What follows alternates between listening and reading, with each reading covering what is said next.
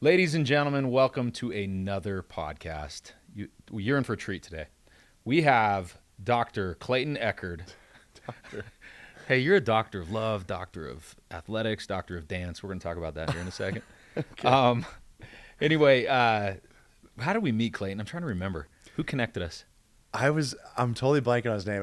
Now he's gonna tear me to shreds right now. Okay.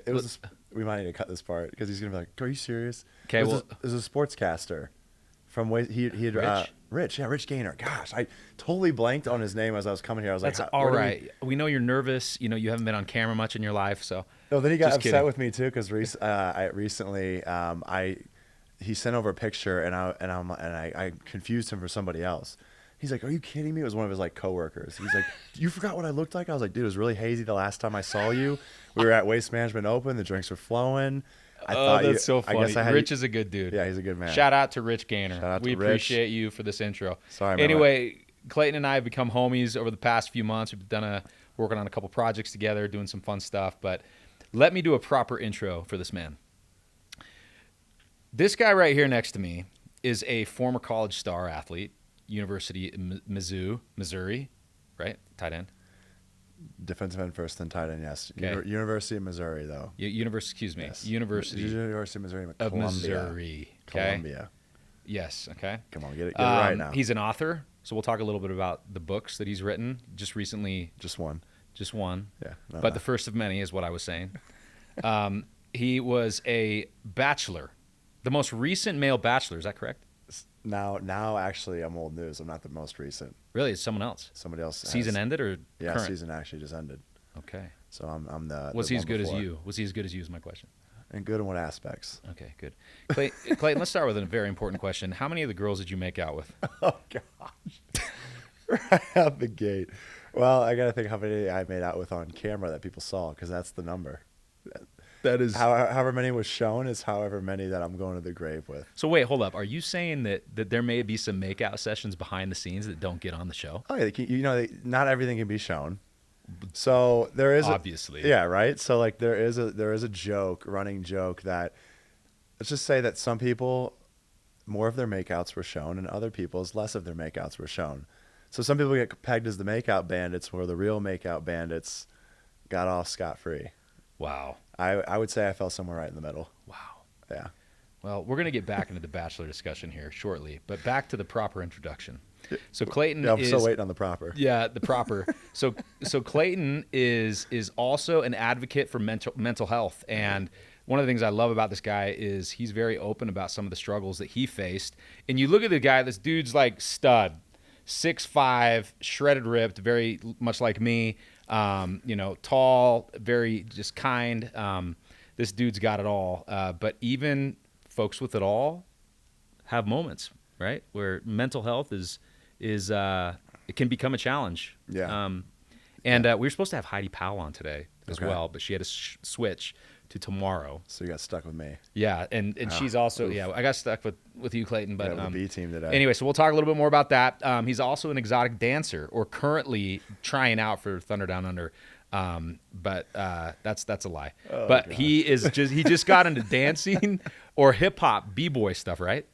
I don't think it's technically b-boy because that would be me spinning on my head, and I'm pretty sure that my body would come crashing down on my Yeah, neck. that would be tough at But your height. I just tried to. I learned the Dougie yesterday. Not good enough to show you on camera. Right Oh now. no, we're doing that. No. He's gonna teach me a move after this. Okay. Okay, So you're gonna have to put your best foot forward. Yes, always putting my best foot forward. Okay.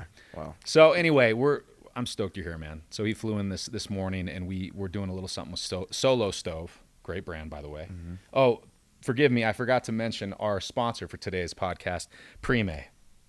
It's one of the best beverages you can find on the market to stay hydrated and at the top of your game. Honestly, you really sold it right there because that makes it sound so exquisite. It is very exquisite. And if I'm drinking Prime, it's one thing. But if I'm drinking Prime, It's Prime.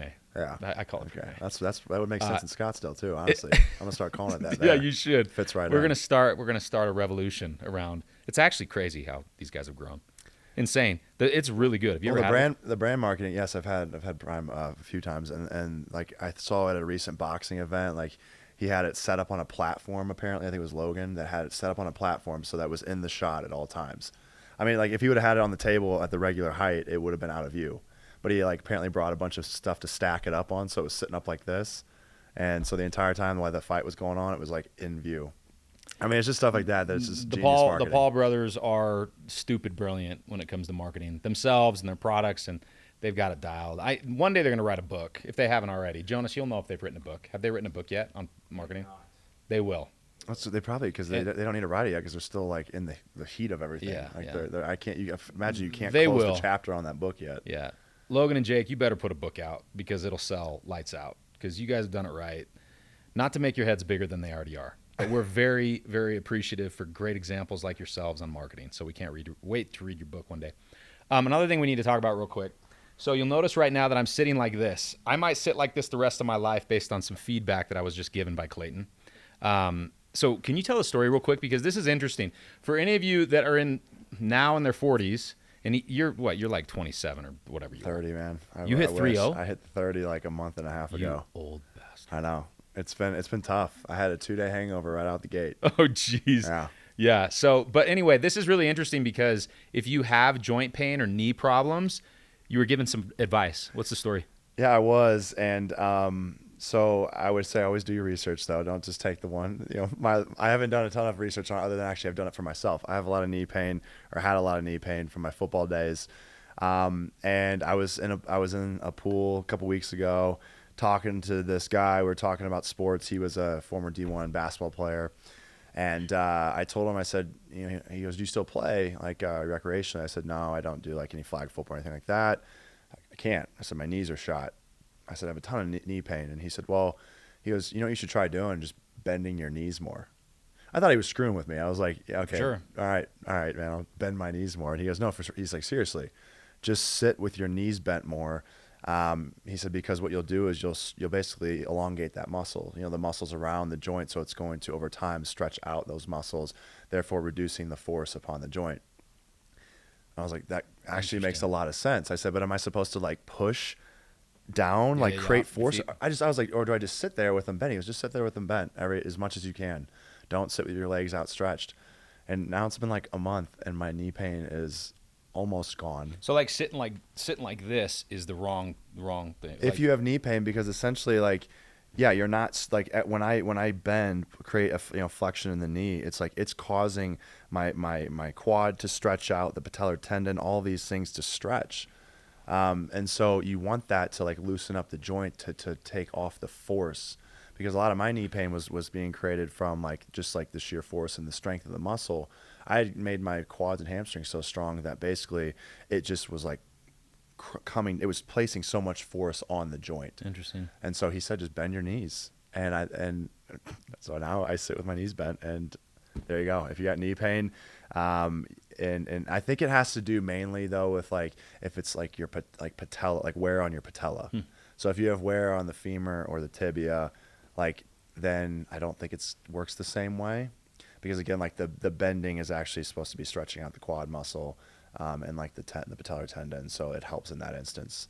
So it has to be a very particular type of wear, I believe. But again, actually fact check me, because I don't want to be on the hook for that. I don't want people telling me, "Good, I've been bending my knees for a month. This guy has made me look like an idiot after doing this for an entire month." No, dude. Anything you hear on a podcast is true. So what you're hearing today, it's an exclusive. It's exclusive from insider Clayton Echard. information. So bend your knees. Yeah, always. Okay, so we do got to talk about The Bachelor. Okay, I mean, yeah. It seems to me that most men in the world would die to be in a position like yours, having how many women? 30 women chasing you, trying to win you over? Yeah, and that's like everyone's first comment, especially like I'll go now and speak to middle school, high schools. First thing that comes out of the kid's mouth, that's so sick, you dated 30 women at once. I said, that'll be the last time you'll ever want to say that, because if I put you in that position, it's cool for the first 5 minutes. Yeah, dude. And then you instantly are like, wait, like this last girl I just talked to is happy. Then 5 minutes later, this girl's coming to you crying. Then 5 minutes later, this girl's coming to you angry. And you're just moving. You're just flowing with it. You're flowing with all the emotions. And next thing you know, you're losing your mind, because you're like, I was happy 5 minutes ago, but now I got to be concerned. Now I got to be angry. Now I got to be. It's a lot. Amen. It's a lot. For those of you men out there that don't understand women quite yet, I'm talking to the younger folks there. You'll be talking to I me can only too, handle probably. one. I love my wife with all my heart and soul. And Clayton's wife is somewhere out there. She's hiding in a tree or something. She's really good at hiding. You're gonna find her. But women are very interesting creatures. And you know, I love my wife, but women can be a challenge, as we are a challenge. My wife always says, yeah, we're crazy. Women are crazy. We're stupid. Like, men are stupid. We both have our challenges, cut out for us. Yes, but we're meant for each other. And so, but 30 at once, dude, while that sounds like an absolute amazing thing for a guy, it's not. So I'm just speaking from my standpoint, right? But it was probably fun. I'll back that up. It was fun for like the first 5 or 10 minutes. Yeah. But then, you know, like, anyway, so let's go back to some questions here. So do we see everything on the show, or is there a lot of stuff behind the scenes that is not seen? Because we always hear, like, this is so freaking scripted. So I watched one Bachelor. It was Pistol Pete. The what do you call it? Pilot Pete? Pilot Pete, number 1. That was actually pretty awesome. Like, it was a good show. Like, I thought it was fun. Then it just got old to me. Well, and so for him, I think he had one of the more popular seasons, and it was apparently pretty messy. And his mom had like an integral role in it, and she kind of became semi-famous from it all. And I met him, probably about a year ago. But it's interesting because it kind of gave me a glimpse into the future, although that was at the height of the show. But, I mean, he still is recognized everywhere he goes. But it also, too, I mean, it changes your life for better or for worse. And he had somewhat of a messier season, and I kind of relate to him in that regard. Yeah. But, I mean, I saw, he's such a nice guy talking with him. But, like, it seemed like it had, taken it out of him, just the entire experience. And I now understand it, because I went through it. And, people say, you signed up for it, and you're like, no, I didn't, because you didn't. You don't know, like, the amount of DMs that are going to come in and what all they're going to say, and they attack you and they attack your family. And my mom, she was reading everything. One day I got this was like episode 1. And I get a message from her, and she's like, I can't do this anymore. Like, they're saying you have man boobs. And I was like, Mom, I know my body fat percentage. I don't have man boobs. And she goes, well, that wasn't a good shirt that you chose. You should have picked a better shirt. I said, Mom, I'm not doing this all season. I said, it's episode 1 and you're already. She goes, it's just so crazy. Like, but it was, and it got crazier and crazier and crazier. And then it went from like comments about my appearance to my intellect. Then people were threatening me in my life and saying, if I ever see you in person, I'll put a bullet in your head. And it's like, and then they were attacking like my family, and like, they're ugly. And it spiraled out of control. And then you have like this repetition effect where the more times you hear the same thing said, you start to believe it. And so I started to believe the narrative that was in my DMs, which was that I was this terrible human being that didn't deserve happiness, which was kind of what all happened from the outcome of the show and what was all shown. To answer your question, this will happen a lot, as you'll find as you ask me questions. I'll just go ahead and just zip around, because my brain, I feel like it's just so much to be said about everything. And but no, I mean, what you see is what they can fit into 2 hours, because that's how long each episode is. But I think it's something like each episode that's shown, there's probably like 70 hours of filming for like those 2 hours. Yeah, that sounds about right. Yeah. So again, they can't show everything. So of course there's a lot of stuff that's not there. You could probably make 10 different stories off of those 70 hours of filming. Jeez. So they do. So I, going back to when the Bachelor, it's been amazing to watch that show and how well it's done. Mm-hmm. And there is a loyal fan base that loves watching it, because it's great drama, it's great fun. It got old for me because but there's still really cool memories. I remember Ryan and Trista, right? Ryan and Trista. I can't remember. Well, I know the names now, but my mom was a major fan. Yeah. So like I remember hearing those names. They were like the original. Yeah, they're one of the greats, and they're still married, have a bunch of kids. So I mean, there is true love that comes out of it. But I just remember thinking, gosh, this is either scripted or they're not showing the whole story and so on. And I saw a couple episodes here and there because my wife used to like it, and I have a bunch of family members that love it. Mm-hmm. Yeah. And one in particular was like, Clayton's coming here? What? I want to meet him. Anyway, but I stopped watching it when Chris Harrison was done. So right before my season, because the next season was the first season with Jesse Palmer. Was it? That's my boy. Jesse Palmer. Jesse's awesome. Yeah, he's a stud. Great quarterback, by the way, back in the day. Yeah. Right, in the DIA. So, but so here's my question. Are you happy you went on? Do you regret it, or what would you change going into it? Well, Sorry, a yeah, I bunch mean, of questions right there. yeah, I mean, if I could have a do-over, I mean, there's all the things that I messed up I wouldn't do now. Again, hindsight's 2020. Understanding all the different variables at play, and had I just watched a season prior, or a few seasons prior, I would have seen what there's only so many different ways that the show can be done. I mean, each individual is different as far as the lead and what they choose to do. But, the things that I ran into, the issues I ran into of telling multiple women that I loved them, well, a previous Bachelor had done that exact thing. So if I'd have watched his season, I probably would have seen what happens when you tell multiple people you love them at once. A lot of the pain points that I ran into were because like I just didn't do my homework prior. I mean, I literally went from Bachelorette to Bachelor, and I remember saying I don't want to watch any other seasons because I don't want it to influence me, because I thought, this is my ego that I had to really address after the show. But my ego is telling me you don't need to watch these other people because like you don't like look at the success rate. The success rate's so low of people that actually end up together. And I'm like, so you're not like them. You're your own person. You're going to do it the right way. So don't be influenced by watching.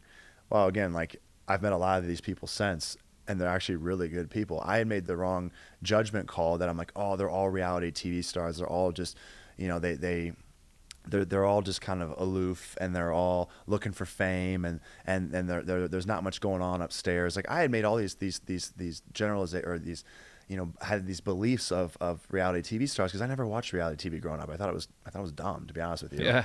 Like I did. I was like, I'm not watching that stuff, and my exes would watch it, and I was like, I would, a couple times I'd sit there and watch for 30 minutes, and then I'm like, this is dumb. Like these guys are freaking out over nothing. And then it's ironic that I become a part of the experience, but then I started to talk to these former leads and individuals, and I'm like, wait, you guys are actually really cool and totally down to earth and very driven, but we're all in this crazy experience together. So I had all of these, these misconceptions. And, with all that being said, like I went back and forth, but ultimately, I am happy that I went on because I've learned so much about myself. Lessons. I basically, all my insecurities and weaknesses were thrown out there for everyone to see. I couldn't hide them if I tried. They all came out. I mean, people online were analyzing every decision I made, and then they would have a think piece on it. And so if every action I took, there was a think piece. So I could read it. And then basically I could see the analysis as to why did Clayton do this? And I started reading it. Wow, it seems like he has some type of insecurity with not feeling good enough. And so then I'm like, oh, so I was just like starting to educate myself because there's all these comments about why Clayton's making these decisions. And so then I started to like dive deeper and deeper and realize that I had all these like this unaddressed trauma from childhood that just manifested into something deeper, and it became my people pleaser mentality became, how am I going to impress people? And so that's where like all of this that I've created physically, everything around me was somewhat of like a facade of me building all this up to show people that, oh, I wasn't a good athlete when I was younger. I'm going to go walk on at Mizzou, then make it to NFL so I can finally prove to you I'm good enough with sports. And then, oh, I was friend zoned by all the women back in middle school, high school. So now I'm going to become the Bachelor so that like I'm the most sought after man in America. Like I was just trying to prove to people and myself that like if I do all these things, then I'll finally feel good enough, and I'll no longer have that, that feeling that's been following me since I was in 7th grade. Wow. When it all began. And then I did all of those things, and the feeling was still there. Wow. And I remember at that point I had to sit there and go, you've done all this and you still don't feel good enough. So at this point, there are people that have felt good enough doing a fraction of what you've done. So this comes down to a choice. Like this external validation is not going to bring you to this place of self-love. Like it's going to be internal validation that you choose to have. And that's where I've come now. And so I'd say like all things considered, that's a pretty good place to be at 30 years old. Cause some people don't even ever get to that point, and they're laying on their deathbed and they're just like, I wish I would have stopped caring what people thought. And here I am at 30, like I don't really care anymore. That's pretty amazing. Yeah. In previous podcasts, I spent some time talking about how I recently went to see a counselor, and it was my good friend Ryan Innes. He's an artist that said, dude, I can't remember exactly what happened, but yeah, actually I do remember what happened. Something from my past came up, and he saw me really getting worked up and over the whole matter, and you know how much it hurt me from way back. And he said, dude, you need to go see a counselor. And I'm like, I'm not seeing a counselor. It's not the manly thing to do. I can handle this. Mm-hmm. And I think there's a lot of men out there, and I've talked about this previously on podcasts. We're conditioned and live in a culture to think that it's unmanly, or you know, it's not cool or good for a guy to go and ask for help. Yeah. I don't know. I mean, growing up, was that just echoed throughout the halls with your peers? I mean, because it was for me, and that's where it was instilled in my head, especially with sports. It was, you know, a real man doesn't cry. If he does, he cries behind closed doors. You don't let anybody see it. You know what? That's weakness. It's weakness. Don't show weakness, because you're supposed to be the protector of a future family. So you want to show the women that like you're strong. If you show any sign of weakness, well, then they're not going to want to be with you. They're not interested. You're a weak man. Yeah. So like that's the way that my environment shaped me, and it was being on the football team. It's like, oh, the more violent you are, the more manly you are. Yeah. So the guys that were hitting people harder on the fields and knocking their helmets off, it's like those were the guys that were the real men. And that was like in high school. I mean, that's the thing with high school too, though, is your brain's not fully developed, and all you have are sports and relationships. So life like just is all centered on that. That's stuff, all it right? is. Yeah, there is no such thing as emotional maturity in high school for the most part. I mean, maybe women start to have it, but the men were usually developmentally delayed by a few years. Yeah, so still the case. Yeah, so we're playing catch up, but you don't have that. You don't have a career. You're just playing sports and hanging out with friends, and so that's everything. And so you place all your value on those things, which is what I did. Yeah. But that's where it's like, if all of a sudden, how does this make sense? Where if the better of a football player you are, the better of a man you are. And like, that's what it came down to. Like, it would be if you were a backup, you're less of a man because you're a scrub, you know, like, oh, the superstar guys, like all the girls want the guys that are the starting quarterback and starting running back, because again, that's all we had. And that's what we thought mattered back then was status. And then we grow up and we realize it's just nothing but a fart in the wind. Yeah. But if you're in Scottsdale, status kind of still matters. But you know, it's neither here nor there. You know, so yeah, man, it's true. We live in a crazy world. So you recently wrote a book that was released. What's the book? Called 180 Degrees. Yeah. And what is it? Give us a minute or two on what it is. Tell us about it. Yeah, so for me, it's an autobiography that just documents my mental health journey from 7th grade on up to my really, I guess, until I stopped writing it 10 months ago. And so the 180 degrees symbolizes the change in my path from self-doubt to self-belief. So for a majority of my life, I was operating in this place of self-doubt where I just, like I said, I didn't feel good enough. I was always trying to impress people. And I had just no confidence in my ability to do anything, anything more than average. And so, as I started to then do this deep dive in the last 2 years into my mental health, I began to open up communication and be vulnerable and speak openly about my struggles. That started to bring about, an understanding. I started to educate myself more, listen to podcasts, have more conversations with people that were in the industry of mental health. And with all these things that I started to do, I started to see a shift in the way that I viewed myself. And so then I doubled down and tripled down. And then the book really just highlights the tactics that I utilized along the way to get me to where I am now, which really is a place of self-love and self-confidence. I find myself using the words, I can more than can't, or will. It's not a matter of if, it's when.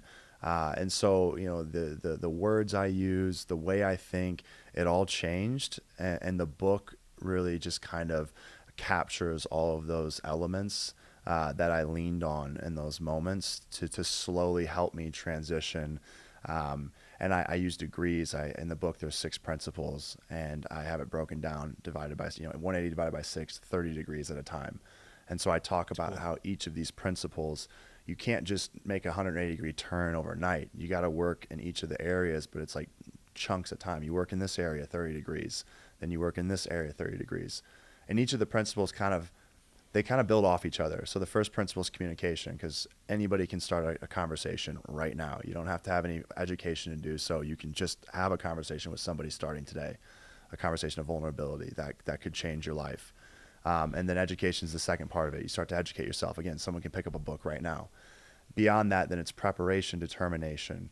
So having to put in the work over time, that takes time. So like that's then the next step. And then I have congregation. Again, it takes time to build a support group, right? You can't just like build a support group today. You got to like nurture those relationships.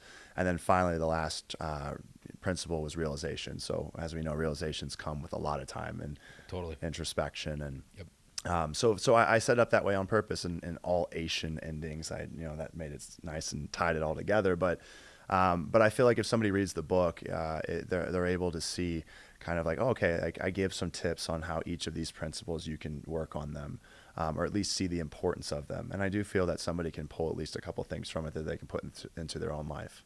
It's awesome, man. Yeah. Well, good on you for putting that together. So let me ask you a question.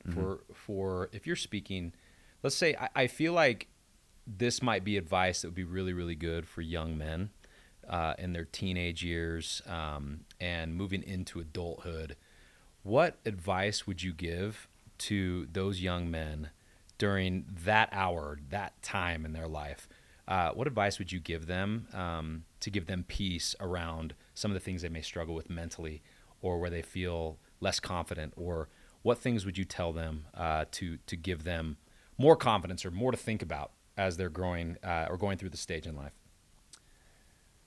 Yeah, I would say my bit of advice would be challenge the narrative, because until the narrative changes, it's still right now, especially for young men, it's like, real men don't let emotion impact them. Real men control their emotions, and this real men, just this talk, it's still prevalent. And so I would tell kids, challenge the narrative. And how do you challenge the narrative? Well, again, educate yourself. Look out there online. I saw a really cool podcast recently. It was a clip, and it was Travis and Jason Kelce. And the two of them I forget what they were emotional over something, and they were crying together. And I loved it because, again, I don't remember what they were crying Something about. around their mom, wasn't it? I think it was about their mom. His mom. Yeah, and about like how proud she was of them, but like then they ended up saying like, I love you, brother, and like just you could tell there was so much love there. But that's something that I loved to see. I was like, again, the message didn't matter.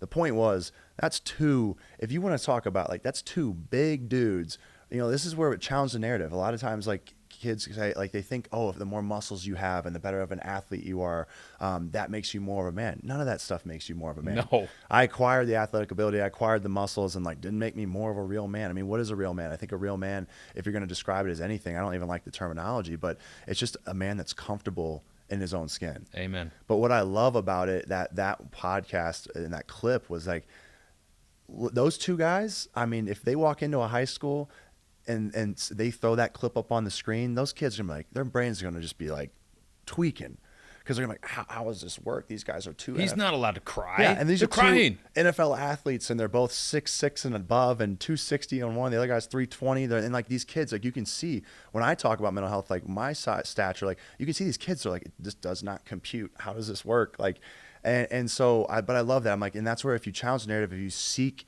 these resources, you'll find them out there, and more people are talking about it more than ever. And I think the more times you see things, the more you start to question the current narrative. And I would love for, I guarantee you, if like Travis Kelce and Jason Kelce walked in and showed that clip, you think any kid's going to sit there and call them out? I mean, like, again, like the immaturity of young kids, and they don't know any better, like their brains are developing, but they think that like physical prowess is what makes a real man. Lack of emotion makes their principles are all out of whack, or their beliefs. And so it's just a matter of like, I would tell those kids, like, just challenge the narrative, understand that like that could be wrong, and go seek the information. And if you go look for it, you're going to probably find different examples that are going to, they're not going to jive with like what your peers are telling you. Yeah, man. I couldn't agree more. I have a son. I won't say which one because I don't want to embarrass him. But a couple weeks ago, I could tell something was really, really, really hurting him inside. And I asked him on 3 occasions over the course of the evening, was everything okay, man? Everything good? The third time I asked him, he looked like he was fighting tears, like big time. And I said to him, it's okay to cry, bud. It's okay. And you can talk to me whenever. I've been there. I've grown up too. And then he just unleashed. He let it go. And I remember telling him, like, that's what a real man does. He doesn't shy away from feelings that he has because it's the manly thing to do. You're allowed to cry and you're allowed to talk and open up. And I'm here for you. That's my job as his dad, right? Yeah. But it was just really interesting how, and while his story around what happened, he was being bullied in a sense, and he didn't want to show that it was hurting him. Yeah. And he didn't want to talk about it. And it turns out it had been going on for a little while. And he didn't want, I'd like to think that I had great advice because I had similar situations when I was young, but he is a young man growing up, just hitting puberty, experiencing, his body changing, whatever. But he didn't feel like he could ask for help. Yeah. Because that's not what guys do. That's not what guys do. And I loved your advice that you just gave. Challenge the narrative. And I think that more young men need to know and hear that. It doesn't make you more of a man to be a starting quarterback or player on any of the teams. It doesn't make you more of a man because you can beat someone up, right? Or no one will fight you because you're it's so many other things. Yeah. Which leads me to my next question with you. What do you measure as true success in a lifetime? Like I always, success is different for everybody, but I love hearing what is true success. Like what when you're on your deathbed with your family around you or maybe no one around you, what are you looking back thinking, that's what I did right and I'm so happy I did that? What's success to you? That's a great question, man, because I'm going through this right now. Like, this is the search that I'm on right now, personally, as far as trying to figure out what is enough for me. When am I going to just be like, I'm happy with my life and I don't need anything else. I have enough. I think true success is getting to a place of peace to where you feel that you have enough. Whatever that looks like to somebody can be 1,000 million different things. But I really do feel that success is mastering the mind, because you can see people that they live in a hut in the middle of nowhere and they're at just they got nothing but peace. So happy. They're the happiest people in the world and they don't need technology, social media. I mean, it's pure bliss. And they're like, I wouldn't trade my life for anything. And then you have people on the opposite end of the spectrum that have the Lambos and the 10 houses all over the country and the world, and they also are happy. But then you have everybody in between. You got the person that's in the hut that hates their life and wants the Lambo, and then you got the person in the Lambo that's like, I wish I didn't have all this attention. I wish I could just not be known and go live out in a hut in the middle of nowhere. And so I think what creates what success ultimately is to me an individual that's just at peace with what they have. Love that. And so I'm not there yet. I just moving out to Scottsdale from Missouri, it's a culture shock. Oh yeah. A massive culture shock. Yeah. We would hang out in a parking lot. It was a commuter lot right off the highway. That's where we would hang out because we had nowhere else to go. It was like that or Schnucks when I was in high school. So just give you an idea of like how little there was to do in that area. We had to get creative, in order to have fun. But you don't have to get creative in Scottsdale. I mean, Scottsdale is just, there's so many things to do. It's so fun, but it's been overwhelming and in so many different ways for me, because my Midwest mindset, I kind of operated at a pretty slow speed. Gosh, that's kind of the way to live. Yeah. And be happy at times. Yeah. Though, dude. I mean, because there wasn't a lot going on around me, so I could stop and talk for 30 minutes to an hour. And I still operate that way. I talk to people forever and ever and ever, because it's like that Midwest in me. It's like, well, I got nothing else to to, go about today. I mean, like it's, I'll go to my job, but like I work my 40 hours. And again, most people, they work 40 hours, like that's a lot, right? And if anyone works 60 hours, they were considered like, wow, you must be a doctor, or like you just love work. But you go out to Scottsdale or like the East or West Coast, and 40 hours is like the minimum. So it's like Yeah. everything's sped up. Everyone feels that time is moving faster in these big cities. And so I've found myself, like, my brain is starting to speed up now, and I'm losing that Midwest mindset of like, just go with the flow. It's like, no, now I got to create the flow. I got to get ahead of the flow, because things move faster in the bigger cities, because there's always there's more, there's a lot of forward thinkers. There's just a lot going on, a lot of distractions, a lot happening. And if you stand still, you miss a lot of it. It all flies by you. Life is so fast paced right now. I'm Yeah. trying to remember what movie it is, but and you might remember with me, or you, Jonas. But it's a film where they're all in jail, and one of the guys serves his time. It's like 70 years, 60 or 70 years. So he's released from prison. Mm-hmm. Now, 60 or 70 years ago, for a man this day and age, stepping out back, into the real world, it's really sad. He ends up taking his life because he can't keep up with what's happening. It's Green Mile. It's the Green Mile, I think. Oh, Or Shawshank Redemption, or the Green Mile. But I saw this, and you grow to love this character. Such a nice guy, and he gets out of jail and prison, and he just was miserable because it was so fast paced. He didn't like it. It's too much. And I think a lot of us, we need to work to simplify. Mm-hmm. We got to simplify life to truly enjoy life, and we got to quit stacking on our to-do list more and more to do. I suffer from this. I'm actually super overwhelmed with life right now. I just talked about it with my wife last night. And there have been a couple days. I'm super blessed and so grateful for all the incredible things that I have in my life, my family, and work and all that stuff. But it's interesting how a lot of the days that I'm not as happy as I normally am, I haven't simplified, and I put too much on my plate, and I try to make my life more fast paced, because that's a choice, and I'm trying to work and improve that. I want the Midwest vibe, like I love that style, that way of living, because you're right,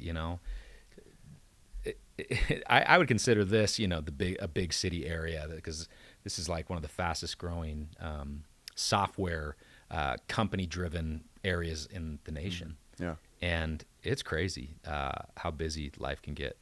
And because your life is busy doesn't mean happiness. No, it doesn't. And it's so, but I'm sure, like, while you're like, yeah, I would love the Midwest mindset, that you have the ability to move at the East-West Coast mindset. Yeah. And so you're like, hey, I have this in me, so I might as well utilize it, because I guess the thought, and I don't know, what your driver behind it is, but my thought is I'm like, okay, my mind is capable of operating at this speed. So I'm going to operate at this speed, because my thought is I'm going to get all of the things that I want faster. That's all it is. And then once I get them all, my thought is I will then back off and go back to the Midwest mindset. But I'm starting to think that I'll never stop. I feel like my foot will always be down on the gas pedal. You won't. Yeah. You won't. Because I know you're a driven individual. You're extremely driven. It's all about, you're still a kid as far as I'm concerned. I appreciate that. Yeah, Thank you. You are, dude. 30 is, you're still a kid. So this is me as an old 40-year-old. I'm going to throw this at you like, dude, take it one day at a time and enjoy every moment. It makes me so sad to see how fast my kids have grown up. Jonas is about to have a baby in what? How soon? 3 months. Dude. Comes at you fast. You know what's crazy is I remember that 3 months from having my first son, and guess what? He's sitting right outside the door now, working for me as a young 17-year-old buck trying to learn the ropes, and it has flown by. So enjoy every moment. Enjoy every single moment and make the most out of every day, and don't beat yourself up too much. And and that's something that I have done a lot. And it's interesting because your parents will tell you, enjoy life. These moments, they come and go quicker than you think. Jeez. And then, but you think you think as a child or a younger kid, you're like, no, like I'm gonna have. I remember my parents told me this when they dropped me off at college. They said they'll be the best years of your life, and like it's gonna fly by. I was like, I got 5 years here. It's not gonna fly by. And then I blinked, and you're on the other side of it, and you think, okay, maybe now I should start paying attention to what my parents are saying, because they were right about that, as they've been right about most things. And so you're either stubborn enough where you just continue to have to learn it, or you end up finally getting to the place where you're like, I'm going to go ahead and heed the advice of others. So true. Yeah, but that's something where, again, like that requires your ego to be checked, and that's been a big thing that I think a lot of people, that's one of the first things, that if you want to work on self-improvement, you have to first be willing to create that change. And you have to first identify that, hey, I am not where I need to be. Humble enough to admit that. And that's a humble thing, because that's basically what you're saying to your ego is, I need to admit that I don't have it all figured out, and there is room for improvement. And it's not that anybody else has to improve. It's me. That's a lot to throw on your ego. That's like, no. Like, who's telling you to change? Just, you know, if you don't like the way those people are responding to you, X them out of your life. Go find new friends, right? Like, or you don't like that your boss said that, go move jobs, whatever. Like, it's everyone else's problem. Like, you're not the problem. Until you become the common denominator, and you go, oh, well, this seems like trouble keeps following me. At some point, you got to look back and say, well, maybe it's something on my side of things. Do you feel like the Bachelor experience helped move you quicker to that way of thinking? 1,000%. Was that the moment? 1,000,000%? Yeah, like that's not what I thought the experience was ever going to bring to me. But the show broke my ego. I mean, absolutely shattered me. I felt like there was nothing left of me other than just like, because there was at one point I was reading all the comments, and I remember thinking, I was reading them, every last one of them, and That's torturing yourself. It was torturing. It was, but I was trying to come to an understanding. But I remember there was a point where I was just staring at the screen, and I just remember thinking, I don't even know who I am anymore. I had a complete identity loss. And I remember thinking, I don't even know who I am. I don't know, like, this person that I thought I was apparently is not being seen to be that way by everybody else. Who am I? And then so like when I got to that place, I described it as broken. You know, I said it on the show, and it became like my tagline.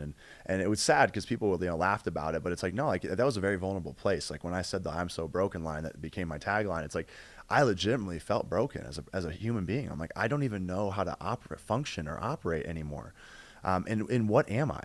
You know, this have I been living a lie? Have I been lying to myself this entire up until this point in my life about how great I am? And the fact of the matter is like, yes and no. There were some things that I was definitely patting my back on a little bit more than I should have. And there were other things that's like, no, you are a good person. You're not this terrible POS that everyone's saying you are. Yeah. You're never as good or as bad as you think you are. That's right. So what the show did, though, was, I mean, just break me down. So essentially where I was shattered to pieces, and I had to then take each piece and be like, do I want to carry this forward in my life, or do I want to let go of this? And so I was like putting myself back together, and I'm reading online, and there was constructive criticism amongst all of those comments. That's good. So I started to read these comments, and I'll never forget, like, and I have a screenshot of it. It was on Reddit, which, like, Reddit was the place where there was the most hate that I found. Like Reddit, and actually I used to go on Reddit all the time before the show. Then I found there was some subreddit where it was a Bachelor subreddit. So of course I was on there. I was curious. I was reading everything, and there was a ton of criticism that was not constructive. But then one comment one day changed my entire outlook on the way that I was viewing my circumstances. It said, I was at this point in time, the show had just finished, and I was on a podcast tour, basically explaining my actions, like explaining my intentions, just justifying it as much as I could. And I kept explaining over and over and over the same actions that I took and why I took them. And all that kept happening was people kept getting angrier and angrier. Well, then I was getting angry because I'm like, how dumb are you all? Like, you are literally dumb. I'm telling you my intentions, and yet you're still angry with me. Like, you guys must be as smart as a box of rocks. That was my ego talking.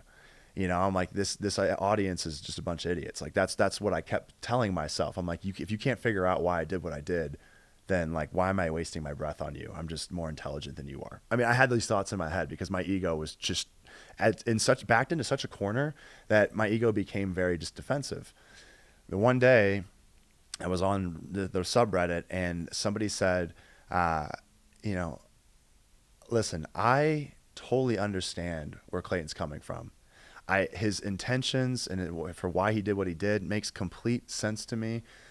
But what bothers me about him is that he's so focused on explaining his intentions instead of accepting impact for what his actions Boom. caused. Boom. And it hit me. And then somebody below commented, yeah, he, regardless of what his intentions were, he hurt these women. He made them cry.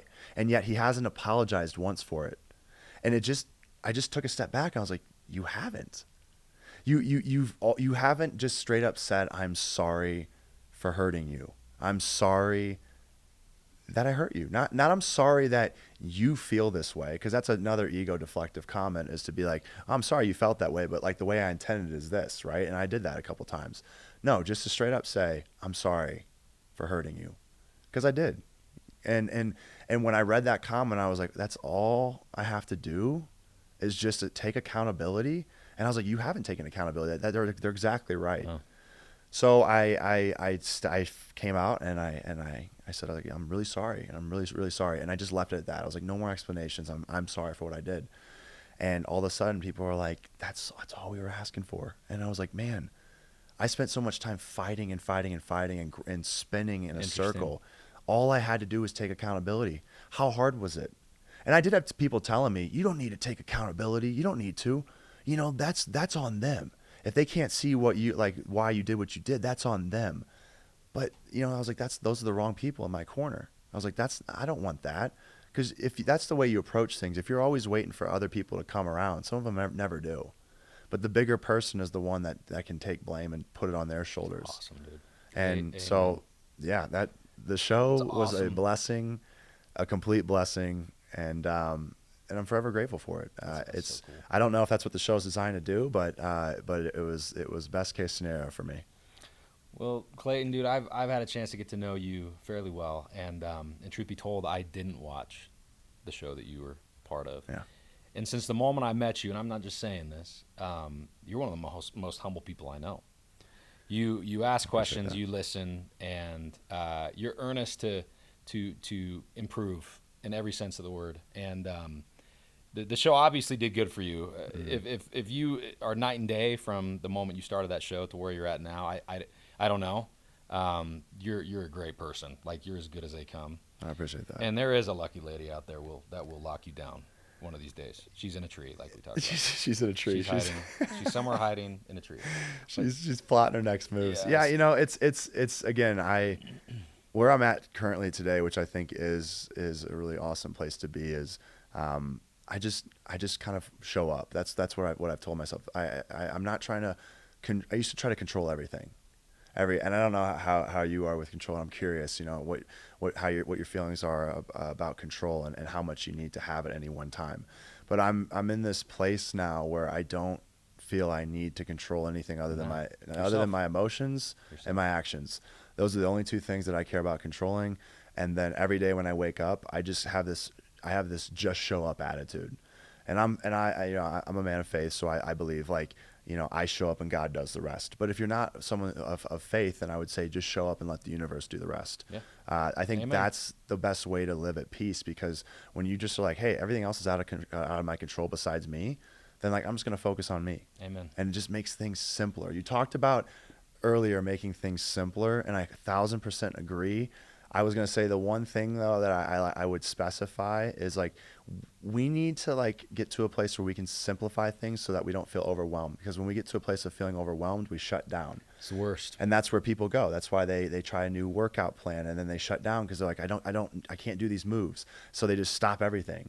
And it's like, hey, I didn't tell you you had to master all 10 moves in the first week. You could just start with one. Improve. Yeah, improve, right? Progress is progress.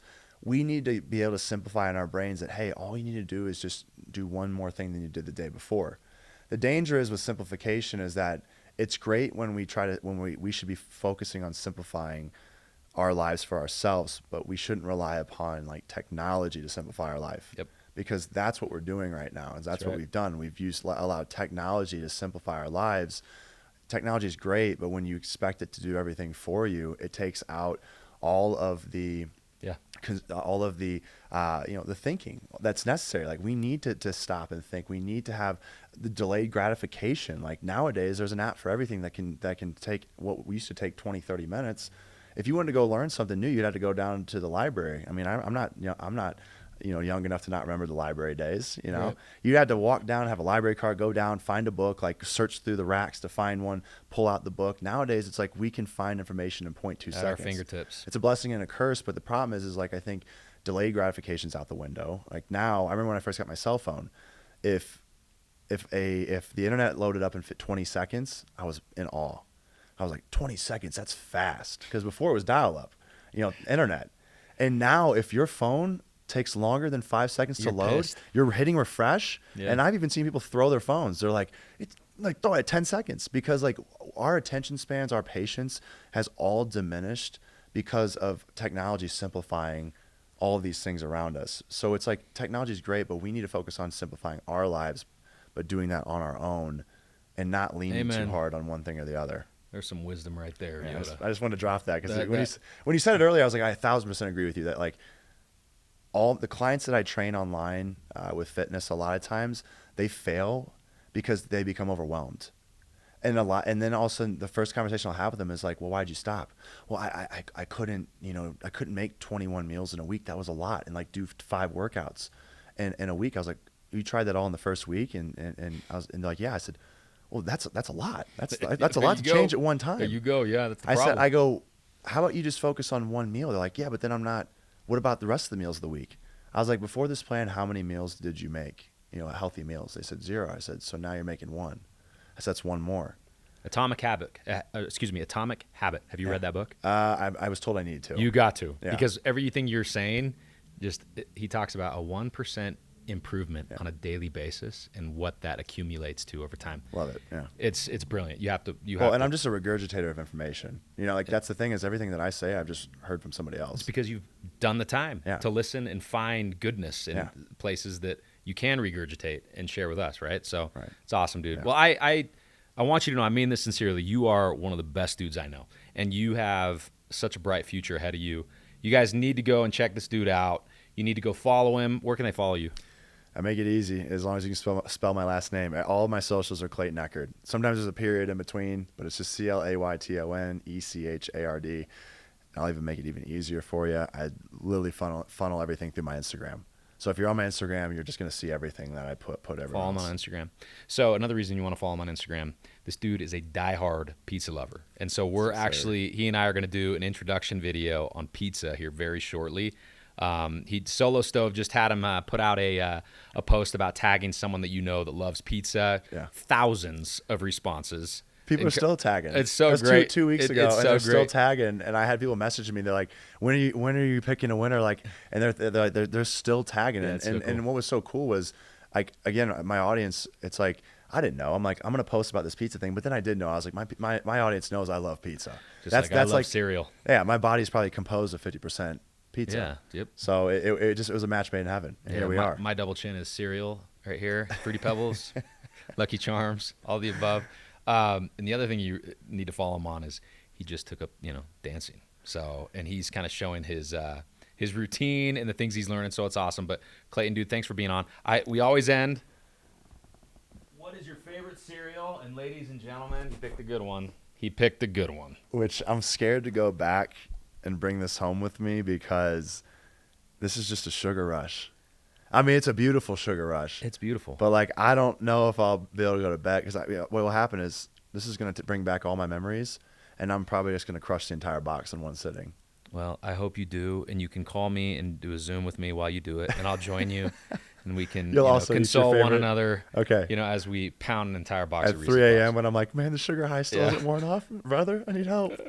Well, dude, I feel like I only got to go through half of the things I wanted to talk to you about, but this has been awesome. Appreciate you being on. And thanks for joining us. Until next time, sayonara.